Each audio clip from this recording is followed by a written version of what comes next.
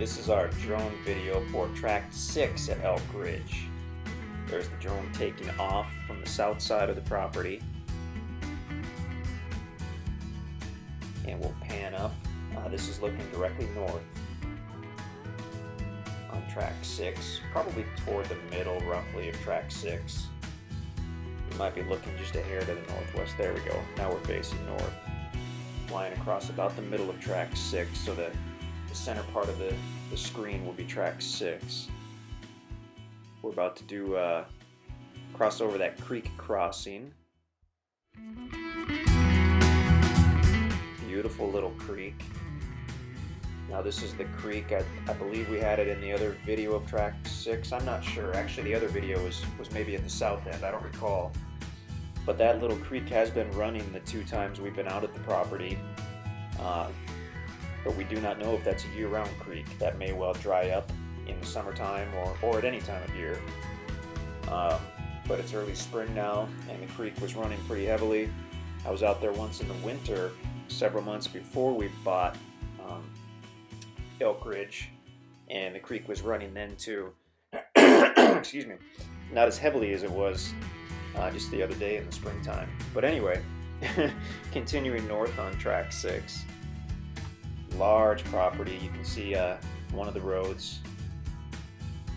There are miles of roads at Elk Ridge that crisscross over the different tracts, and they can give you access to the middle part or the north part of Tract 6.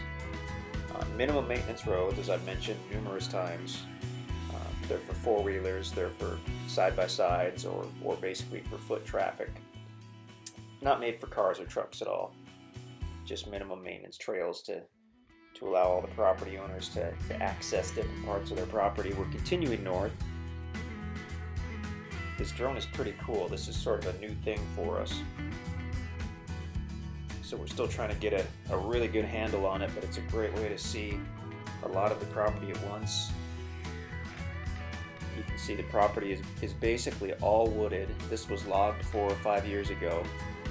So we have tens of thousands of young oak trees and hickory trees, cedar and pine as well, but you'll mostly find red oak and white oak. So now we're heading back.